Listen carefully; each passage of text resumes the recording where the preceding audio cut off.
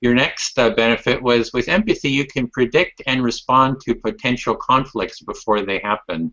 You know, it's related to conflict resolution. It's related to how to deal with conflicts when they've happened. But it's different in that the conflict hasn't happened yet. It's just, and I'm talking about you're in dialogue with someone, or you're in a meeting with a bunch of people,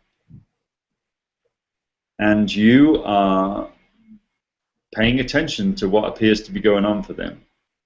And that means you're watching their face, you're listening to their tone of voice, you're watching their body language, as well as listening to the actual words they're speaking and getting the meaning from their words.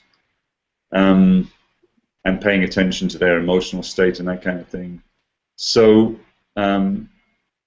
if you just get into the habit of doing that as a human being, an awful lot of it is kind of hardwired in, it seems like. There's been all that research recently, right, about mirror neurons and all this kind of thing. I don't pretend to be any kind of expert on the brain, so it's not my area of expertise. But a lot of it is just there. If you choose to pay attention, for many of us, there's a natural noticing that we're picking up on all sorts of cues, actually, for what's happening for the other person, and that, you know, I can think of meetings where, you know, when I was in the corporate world, or even meetings that I facilitate now, you know, where you start to say something, and out of the corner of your eye you see something which is a reaction. You're paying attention, and when the reaction happens, whatever it is, someone just kind of like snatches up their pen, or throws down their pen, or pulls out their iPhone, or whatever it might be. And you notice it, and you're just curious. You're interested. You you have regard for the other person as a fellow human being. They're going through some experience, and you notice it. You don't yet necessarily know what it's all about, but it can be sufficient sometimes. Like, I might see that happen, and I might just say, I wonder, Bruce, if you were just having some kind of reaction or response to what she was saying, because I just saw something that made me think that. And this, I don't know what it is, but you know, Bruce then says, well, yeah, you know, we've been through this a million times before, and this is just such an old conversation, and we've all established why we can't make progress on this, and I don't know why we're going around this again, or something. And if the reason I say it's predicting and responding to is that Bruce might be someone who's kind of in the habit of just sitting on his annoyance or whatever it is, and then 5 minutes later it comes exploding out in a much more vigorous way than the way that I just role-played, for example, with name-calling or something like that. In other words, modes of interaction or communication which generate damage, I would say, which cause damage in relationship, and the damage then takes a lot of time to kind of figure out and clean up, if it ever gets figured out and cleaned up.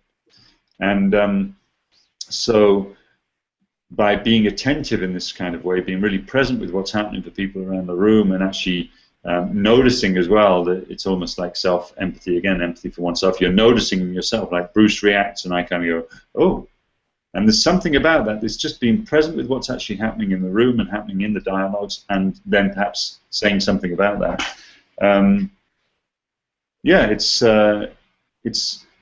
it allows for a possibility of, what would I say? It's like you're being current with each other, or you're at least being current with the other people in the room. You're not letting things occur, which are significant things, and just kind of steamrolling over them and just rushing past, and then having it kind of blow up a few minutes later or a few days later or whatever it might be. And the same can be true. I was talking in a business context there, but one-on-one conversations, you know. If I'm talking to you, and especially if we're talking about something that's a little bit edgy, or a disagreement between us or something, I want to be watching very closely, and I want to be very present, even when I'm expressing my own ideas or my own suggestions or my own frustrations or whatever it is. I want to be paying attention to you at the same time, so that if this is becoming overwhelming for you or whatever else, Mm. that I'm responsive to that, you know, so we can stay connected and actually have perhaps a more useful and efficient dialogue than if I just kind of ignore what's going on for you, and eventually, you know, things start to get really tense or conflictual or something like that. So the empathy in that way is you're attuned. You're saying you're attuned to what's going on in the relationship, and you can see minute, I guess maybe emotions or arise that if they weren't addressed then and spoken to and kind of brought out, that might fester and in the long term kind of be a real conflict. And so it's that attunement to, or that awareness, that empathic awareness to what's going on that keeps the conflict from even really forming and becoming a big... Right. And a related thing, I realize a related thing is like sometimes it might not just be predicting conflict in the sense of people butting heads with each other exactly.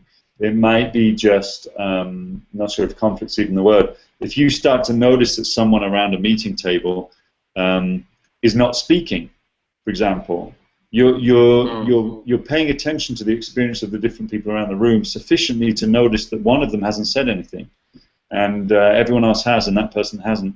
And so you're interested, like, I wonder what's going on for that person that they're not saying anything. And that might naturally lead to you saying, I wonder if there's anything you have to say about all of this. And then they say, well, there's no point me saying anything because no one's interested in my viewpoint or something. There's an existing conflict in that case, or there's a conflict which could be getting worse, or there's just value and information this person has that we're not hearing about because they don't feel like they're being included or something like that. So who knows? But again, it's again just like in that case, rather than seeing body language, you're just noticing silence, perhaps, you know, something of that sort. So it could be many different things that you're paying attention to. You might not even necessarily know what the emotion or the feeling is that they're experiencing. You just literally see that this person has said nothing, and I'm interested in that, and I'm curious about that, and I have empathy for that in the sense of, you know, curiosity and interest and presence with their experience, that kind of thing. So, yeah. Well, something that was coming to me is I remember once you told a story that you do work in the prisons, I think in San Quentin or other, and that you had a sort of a conflict that someone, one of the prisoners or whatever, came up and kind of said something in kind of a, it's like a confrontational way, and everybody's expecting, well, this is going to turn into a conflict. I don't know if you remember that story, but it's something that stuck with me from quite a while ago. And then all you did was, you told the story of how all you did was tell the person what it is that they were saying. You're kind of empathizing with them, and then the conflict just, the potential for conflict. I mean, we seem to be heading towards that.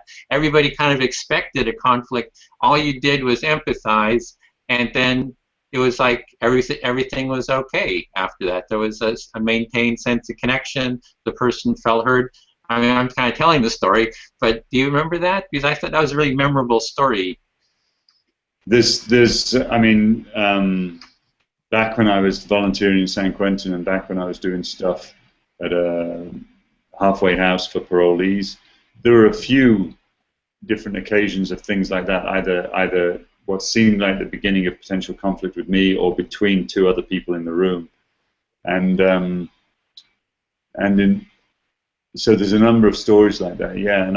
And the thing which is common across all of them, I think, is that the last thing that the man concerned, whoever it was who was seeming to be frustrated with me or someone else, the last thing that he was expecting, especially when it was me that he was frustrated, you know, the last thing I think he was expecting was for me to take this totally sincere, I hope, I mean, that's my sense, totally sincere interest in what it is that's causing his frustration. Like, to do anything other than make sure that I'm understanding it. And I mean, sometimes people use the expression disarming for that. And I hesitate about that expression sometimes because I know that I'm not thinking in my head, oh, I shall now disarm this person, kind of thing. That's not what's going on. What's going on for me is they seem upset. I'd like to understand why. And if the end result of that is something that someone calls disarming, then okay, you know. But that's one of the key aspects of it. I think is that it's just hopefully through your work and mine and the work of other people, this will become less of an unusual thing, because it's so powerful to respond to incoming frustration or what you would normally call an attack or something like that, to respond to it with empathy, with interest, real sincere interest. It's still a great rarity, I think, but it's amazing what the potential is when we start to do that.